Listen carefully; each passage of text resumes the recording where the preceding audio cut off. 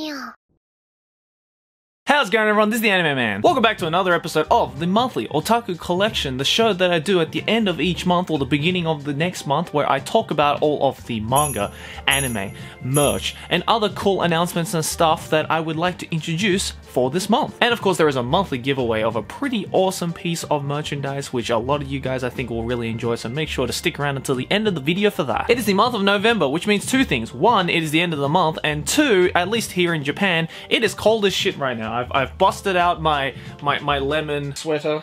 Do you like it? It says lemon, and there's lemons all over it. It's nice and fluffy. I like it. It makes me feel warm and cozy. But this will also probably be the last monthly Otaku Collection that I'll be doing, at least for 2019, and I'll get to exactly why in just a moment. But firstly, a few quick announcements, or rather this first one is actually a shout out because this video is actually sponsored by the lovely folks over at Bookwalker. A little while back, I did a video for them for this app that they created called the Isekai app. It was essentially me talking to my Konosuba waifu Megumin in app format, and you know, I was just playing around with her, just, you know, asking her different kinds of sexually harassing questions. And when I did the video, the app was only available in Japanese. In fact, I played around with that app on the day that it came out here in Japan, but the folks over at Bookwalker wanted me to let you guys know that the English version of the Isekai app is finally available. I know a lot of you guys in that video are asking, like, Joey, when does the English version come out? Because I can't speak Japanese and I can't interact with Megumin in Japanese.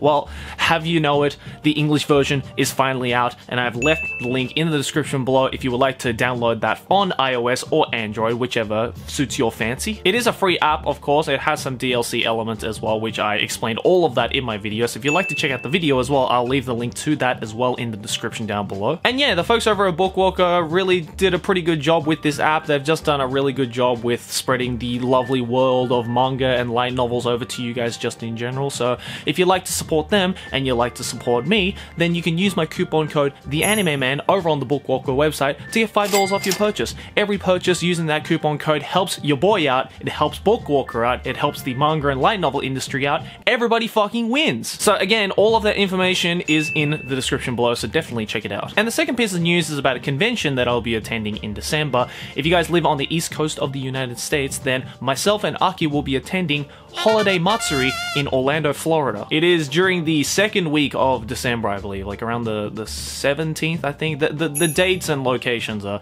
on the screen right now, and I'll also leave the link to the website for Holiday Matsuri down in the description below. It's the first time we've ever been to Florida at all. New state, new me, baby. So if you live in and around Orlando, or you'd like to get your butt over to Florida to come and hang out with us for the final time of 2019, then make sure to hop on over to Holiday Matsuri. We'll be there for the entire con. We'll be doing panels, signings, all that good shit, so definitely come around, and if you're there, hope to see you guys there. Come and say hi to your boy. But that's it for the updates and whatnot. Let's actually move on to the otaku shit. First and foremost, let's start off as always with the manga. Now, I bought a couple of pretty cool little new manga series that I like to check out. I actually bought so much that I probably can't fit all of them into this month, so I'll probably leave some for the next year's batch of monthly Otaku Collection manga collections, but let's go over some of the ones that I especially like to highlight. The first one I'd like to show is a horror psychological series. Now, you know, your boy loves his horror psychological, which is really weird because I can't stand horror movies and games, but for some reason, horror manga and anime are like my go-to usually, and if I can find a nice, cool new one, then I'm always down to explore and expand. And this one that I picked up is it's pretty out there. It is this one right here, Denjin Enu. Look at this cover. That's just screaming kill me. Now, this is a brand new series that just came out this year, so there's only one volume of it. I believe the next volume is coming out in like January of 2020, but essentially, here's the overall plot. Our story follows Nasu, a young adolescent who is working in a convenience store, and his life is pretty much in the shits. He's working a terrible job with terrible staff members and terrible employment. He's using all of that money that he earns from his hard working and shitty job to pay for her mother's alcoholism sadism tendencies and to pay off all of the rent and all of the just terrible things that his parents and all the people around him have done, and he's really just in the gutter. On top of that, he is also an idol otaku who is a huge fan of this one particular girl who is in an idol group who he has known since high school. And one day he can't take it. He's bullied at work. His mother calls him a piece of shit and says like, I wish you were never born. Basically, he just wants to kill himself. And the way that he decides to take himself out is by using a VR headset, or I guess VR goggle kind of thing, which he has used this entire time to watch VR idol concerts essentially with the girl that he loves. He essentially takes out those wires, shoves them directly into his ear, and electrocutes himself to death. Ouch. But fate has it that instead of him dying a horrible electrifying death, he then instead turns into the electricity. He basically becomes a morphing of a human consciousness in an electrical form. In other words, wherever there is any kind of electricity running, whether it be in lights or in a camera or on your phone, on satellite, anything like that. So basically everywhere in this modern day and age, he can manipulate and he can control with his own body. And this is a man that was so desperate basically with him living out his life and him living out his goals that he electrocuted himself to death. So suffice it to say, this motherfucker's a bit crazy. So what does he do as this now electrified human, or Denjin as it is called in the manga? Well, what he does is, instead of living out the rest of his eternity as just a piece of electrical wire, he decides to go out and to ensure that the girl of his dreams, the idol girl that he has been fantasizing about his entire life, becomes the #1 idol girl. By that I mean he basically goes on a murderous, bloody rampage against anybody who is against his intuitions of making this girl the #1 idol in the world. It's pretty fucked. What I like about Denji Inu is especially the artwork. The artwork is done by this guy called Inabigasu, which I believe is a very famous psychological horror author. I believe him and the same writer of this has paired up in a different manga series. I don't exactly remember which one it was. It's probably on the screen right now. But it's a fantastic little psychological thriller with a kind of almost L-like detective that was just thrown into the end of this first volume. So yeah, it's now a battle of the wits basically against a Death Note L-like detective and a human who is now formed with electricity. Yeah, it's a bit weird. But I'm really interested to see where this manga goes, and again, I love my brutal, gory, psychological thrillers and horrors and whatnot, and this one fits the cake pretty well for the new era, so I definitely recommend Denji Inu if you're into that kind of stuff. Now, the second manga that I like to show off, or I guess just like quickly mention, because I've been meaning to make a video on this particular manga series just by itself, but I guess I just want to like use this opportunity to, I guess, gauge what you guys think about your interests in this particular series, because there's so much I want to say about this particular series, but I'm kind of scared to make a video on it if no one's gonna watch it. It's an older series, it's an old absolute classic, it's still serializing to this day, it's garnered over 120 plus volumes, so this is an old timer that has lasted through the ages, and I'm sure a lot of you guys have heard of it either from the original manga or from the recent Netflix anime adaptation, which was just fucking brilliant. But if you guys don't know what it is, it's this one right here. It's Grappler Baki. Now, I genuinely don't remember if I talked about Grappler Baki in a monthly otaku collection, and I apologize if I do. I genuinely, there's so much manga that I recommend in these series, I genuinely don't remember. But basically, this is the OG of fighting manga. Like, you think of OG fighting games, you think of like Street Fighter, Mortal Kombat, it's in that same realm in the fighting manga world, essentially. And it is fucking amazing. What the fuck? The concept is really simple as well. We followed our main protagonist Hanma Baki right here, who his quest is to be the most powerful creature on the planet. Not the most powerful human, the most powerful creature. Because as of right now, the most powerful creature on the planet is actually his dad, Hanma Yujiro. And it's basically just a story of Hanma Baki going out to fight all sorts of amazingly strong opponents that stand up to his way, all in the race to become the most powerful creature on the planet. It is just so fucking testosterone filled, it is making my balls explode. And again, I don't want to give too much of my thoughts away about Grappler Baki, or rather the entire Baki series, because A, I haven't finished reading it actually, and B, as I mentioned, I kind of want to talk about it in its own video because I think it deserves its own video to talk about. So I guess, guys, let me know in the comments below, or I guess leave a like on this video if you would like me to talk about Grappler Baki or the Baki series in a video of its own, like probably sometime next year. I don't know, I probably won't have enough time to do it this year, but I would love to fucking gush over this series because so many of y'all motherfuckers are sleeping on this series and it actually upsets me. But if you don't so much care about me making that video, just know that this is an amazing series and you should all read it if you get the chance. And the third and final manga that I would like to introduce to you guys does a complete 180 against Denji Enu or Grappler Baki. No, we're going back to that classic ecchi harem romance type of just absolute trash tier when it comes to the manga world. And you know, we all love our trash, right? We all love our trashy shows every now and then. And this one is a brand new one. This only just came out a couple of months ago, and I can already tell that this series is going to get pretty big, especially in the manga world. And if it gets an anime adaptation, which I highly doubt from the context, it's also going to be pretty big. But it is this one right here. Haite kudasai, Takamine-san. First of all, this art. Oh my god. I've never heard of Hiiragi Yuichi, the creator of this manga, but goddamn can he draw some sexy ass women. So, if you couldn't guess, this right here is Takamine-san, the main heroine of this story. The story starts off the same with this, you know, protagonist as being like, I'm just your regular average high school student that's not that good at sports, doesn't have a lot of friends, blah blah blah, you know, the usual. And Takamine-san herself is also in a very cliche position in the school where she is this perfect girl with perfect grades, can do sports, looks fucking gorgeous, and has the best personality ever. She's basically the perfect human being. And when you just look at it like that, this manga seems like a fucking echo fighter of like 100 different other manga series that I've read. But here's the one part that makes this manga a little bit different to everything else. Takamine-san has a special ability in which she can turn back time towards a set amount of time to make something not happen. How does she do that?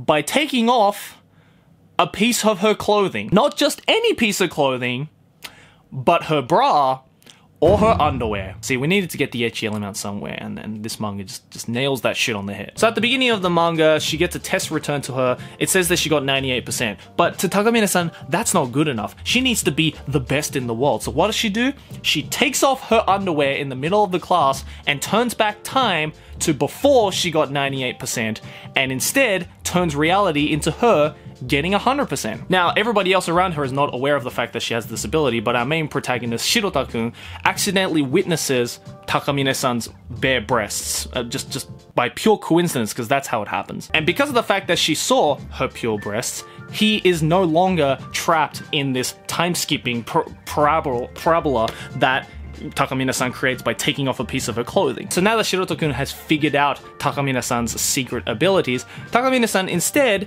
asks Shirota-kun to be her personal closet. In other words, for him to carry around a bunch of her underwear and bras and whatnot that she loses every time she does a time teleportation maneuver, and essentially become her slave.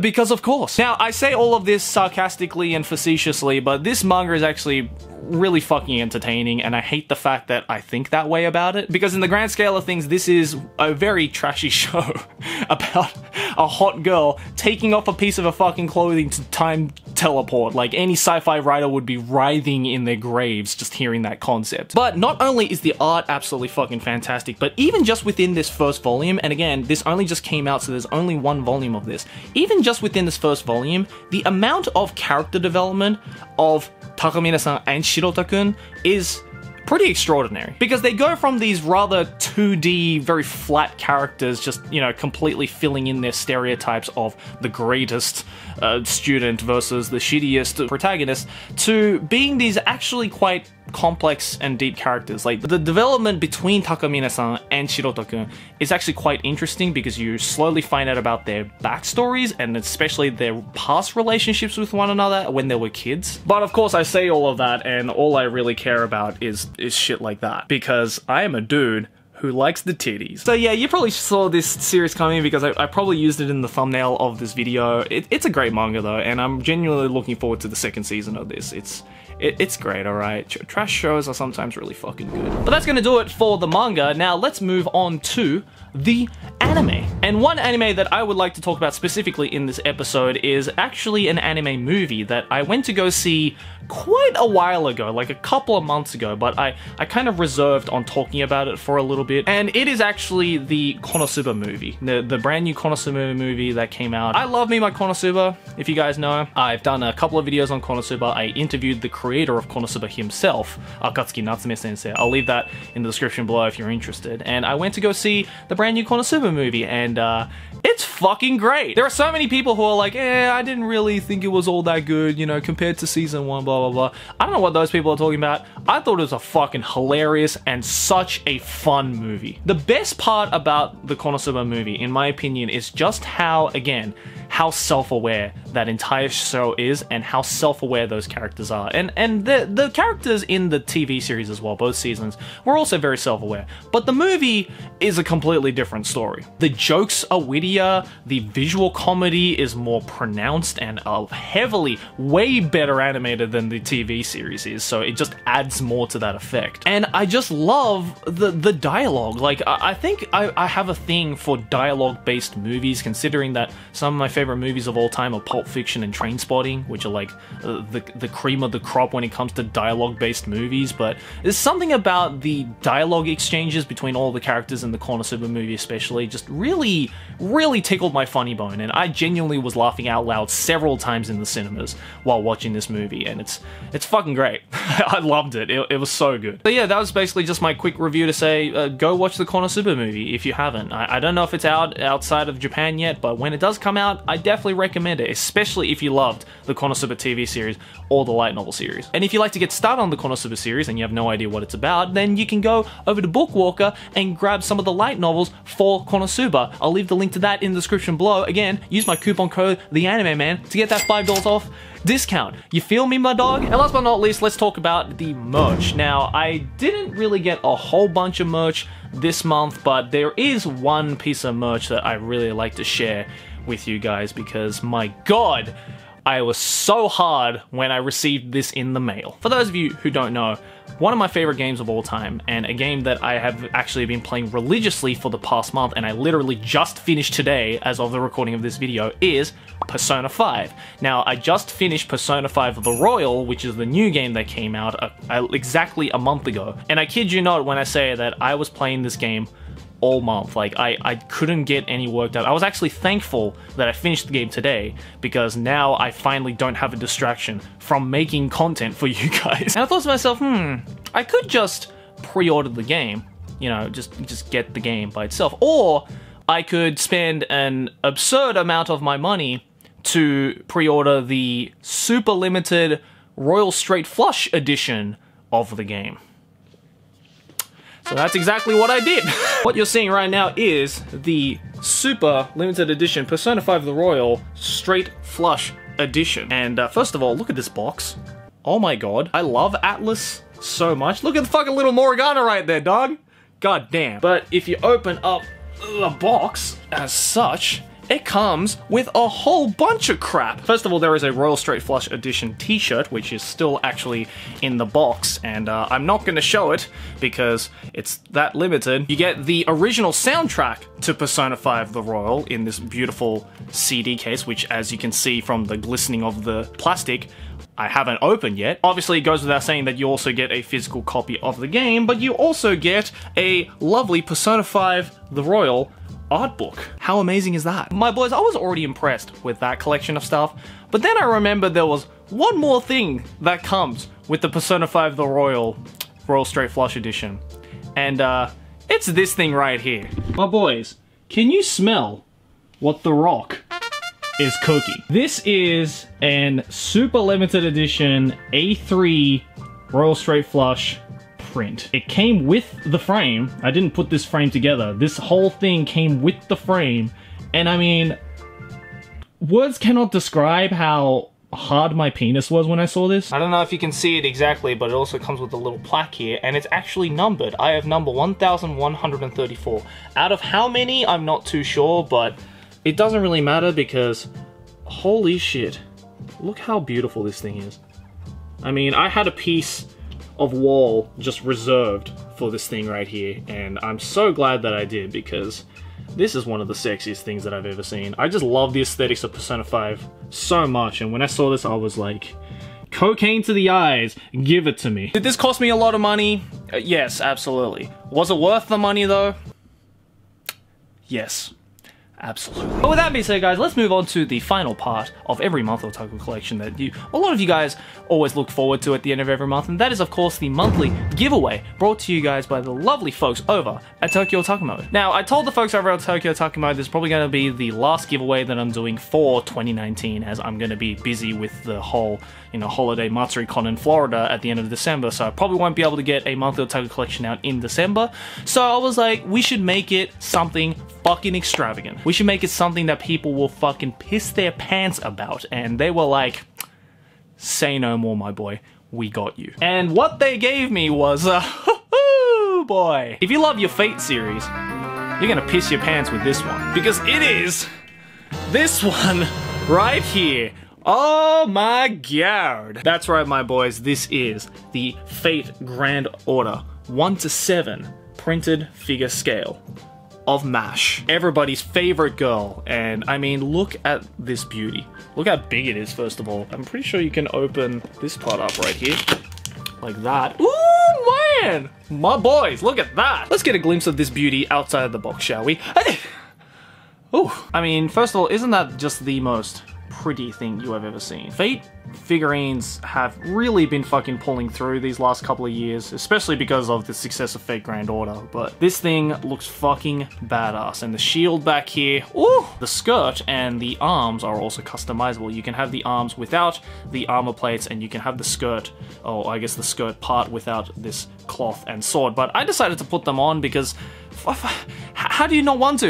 Look how badass this thing is. And I love how she's like holding on to the shield back here, so it's nice and stable even for its large size. And of course the base isn't just a regular black base, which, I love me my colored and designed bases. And I don't know about you guys, but I feel that this is a pretty epic giveaway for you guys to mark the end of a pretty epic year of 2019. And one of you lovely motherfuckers watching this video right now can win yourself this figurine with the box signed by yours truly, and it's a free giveaway, and you can do that by clicking the link down in the description below by doing 3 separate things: liking the video, subscribing to the channel, and again, clicking that link in the description below to go into that free giveaway. But guys, that's gonna do it for this month's monthly otaku collection, and I guess this is, again, the last one that I'll be doing for 2019. So if you don't see me at the end of this year, then thank you very much for an entire year of monthly otaku collection. You guys are loving this particular series, and I'm so glad, because at first when I started doing this series, I thought nobody was gonna watch it because there's really no like structure to it. There's really no one idea to it. It's just me rambling for like 15 to 20 minutes every episode. So I was a little worried, but you guys are actually really loving this series, and I'm so fucking thankful for that, guys. Thank you so much. I appreciate all of you guys who leave comments and send tweets and emails saying like, hey, thanks for introducing that manga in monthly otaku collection video. I loved it. Thanks for introducing that piece of merch. Thanks for the giveaway. I won the giveaway prize. So you're awesome, dude. Like, just all of those comments, dude, like, it makes doing this show worth it. And the monthly otaku collection actually isn't as easy to make as it looks. Like, there's a lot of preparation because I have to read a lot of manga, I have to, collect a bunch of merch, and I have to do these giveaways and organize them with the folks over at Tokyo Otaku Mode. And it takes a lot of time, but you guys really make this effort absolutely worth it. So, sorry I got a little bit sappy there. I'm just gonna end it. If you'd like to check out any of the manga that I mentioned in this video, then I've left the links to those in the description below where you can go purchase them. Also, you can go check them out over on Bookwalker as well if they have it. Again, use that coupon code TheAnimeMan to get $5 off your purchase. And if you guys are around in Florida, then I'll see you guys there in a couple of weeks. Hell yeah. We're gonna end 2019 off strong with a bunch of awesome content in December and on to next year. I don't know what's gonna happen next year, but I'll talk about that, I guess, at an end of year vlog, so look forward to that. Anyways, guys, thanks for watching, and I'll see you in the next one. Like and favorite if you enjoy, subscribe for more Anime Banda. Keep watching anime. Ciao ne!